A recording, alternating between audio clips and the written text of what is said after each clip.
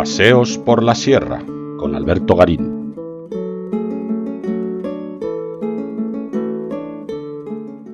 El cuadro Tarde dominical en la Dalstuga es una obra de la pintora sueca Amalia Lindegren, una artista nacida en Estocolmo en 1814, ciudad en la que moriría en 1891. En su juventud, Lindegren pasó por París, aunque buena parte de su formación la desarrolló en Düsseldorf, a cuya escuela se la suele asociar en los manuales de historia del arte, y que fue una corriente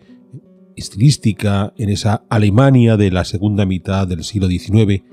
caracterizada por un uso muy realista de las formas artísticas, apelando a temas cristianos mitológicos o sencillamente de historia, como ocurre en este cuadro que estamos viendo, dedicado a una familia tradicional sueca que nos muestra animados en esa tarde de domingo, donde el padre toca el violín, mientras le escuchan su esposa y sus hijos, el interior de su Dalstuga, que es el nombre que tienen estas cabañas tradicionales suecas, construidas esencialmente en madera, de una habitación única, que servían al mismo tiempo de cocina, de sala de estar y de dormitorio para la familia.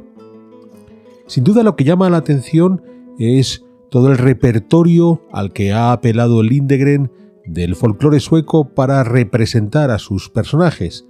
siendo lo más llamativo las vestiduras que tienen los diferentes miembros de la familia que estamos viendo, desde los vestidos, las blusas, las cofias que pueden llevar las niñas, la madre, que además también lleva un chal en torno al cuello, también las niñas lo llevan, el bebé también muy bien vestido, unas vestiduras con unos colores muy vivos, muy propios de ese folclore sueco,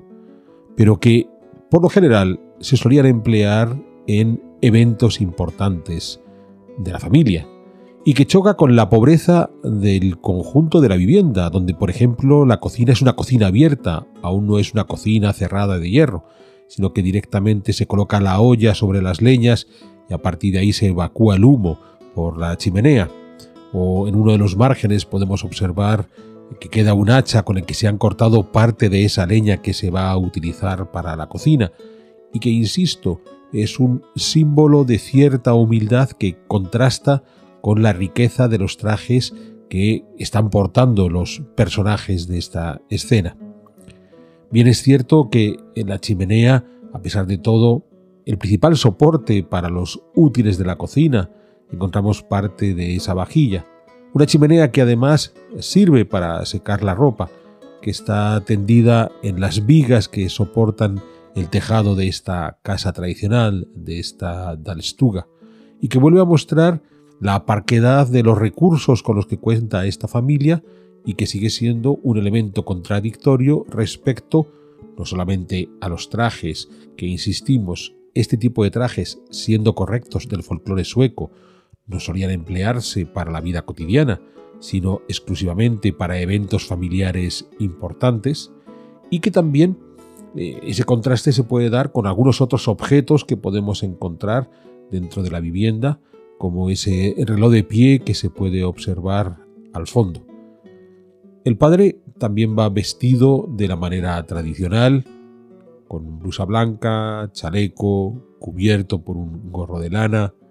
tiene un pantalón corto y luego ya llegan las medias que van hasta los zapatos. No vemos zuecos en los calzados que tienen estos personajes.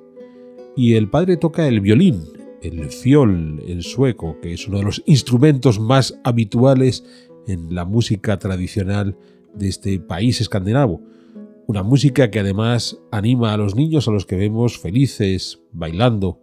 Las dos niñas, uno de los niños, el cuarto vástago de la familia es el que la madre tiene en sus brazos. Unos niños que están bien calzados, salvo la niña pequeña que lleva los pies desnudos, quizás porque le resulta más fácil bailar, pero sus hermanos, su propio padre, nos muestran que tienen un calzado, buen calzado, insisto, no son zuecos, que contrasta con esa parquedad de la cocina y que vuelve a haber una segunda contradicción cuando vemos la cama que está al fondo, el sanjar, esas camas cajón o alcobas empotradas, o incluso la alacena, el armario, el escape, que es en el que encontramos el uso del rojo falum, un tipo de cromatismo muy asociado a la tradición sueca, derivado de las grandes minas de cobre de este país, que en muchos casos es el que cubre las paredes de estas viviendas y que aquí la artista Lindegren lo ha utilizado en un elemento muy concreto, que es ese armario, esa alacena que se ve al fondo. Una ventana se abre sobre el campo, un campo arbolado, y en el marco de la ventana un pequeño librito, quizás un texto religioso que muestra cómo estamos en una familia ya alfabetizada. Con lo que, de nuevo, nos movemos en esa contradicción, en este cuadro de historia, entre elementos más parcos, como esa cocina abierta, y otros más ricos, como el reloj que veíamos al fondo, las vestiduras, esa propia manta de lana que han dejado sobre ese sillón baúl que encontramos en uno de los lados, ese banco baúl que encontramos en uno de los lados,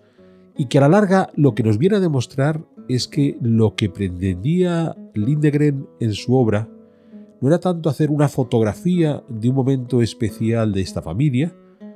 Pudiera ser que llevaran estos trajes tan vistosos porque estamos en un domingo, quizás han ido a misa, bien vestidos, y al regresar a casa han decidido continuar la celebración, o sencillamente porque lo que ha hecho Lindegren, que es lo que hacían buena parte de estos pintores historicistas del siglo XIX, ha sido retomar todo el repertorio, desde la propia forma de la vivienda, el mobiliario de la vivienda, el tipo de cocina que podía darse, los trajes, los hábitos, las costumbres, y ponerlo todo en conjunto hasta ofrecernos una foto fija de la realidad de ese mundo rural sueco de mediados del siglo XIX. Hay un detalle muy interesante, que son estas agujas de punto que han quedado al pie de la madre. Por lo general, en estos ámbitos tradicionales incluso podía existir la presencia de todo un telar para poder llevar a cabo la elaboración de estos vestidos tan coloridos. No está el telar, tenemos agujas de punto, quizás volvemos a estar ante esa falta de recursos que entran en contradicción con otros elementos de la vivienda. Porque, de nuevo, lo que se buscaba no era tanto que el espectador que viera este cuadro acudiera con el ojo crítico de un antropólogo, sino con la querencia de estar seguro de poder ver a través de estas obras una representación idealizada, bucólica del mundo tradicional sueco.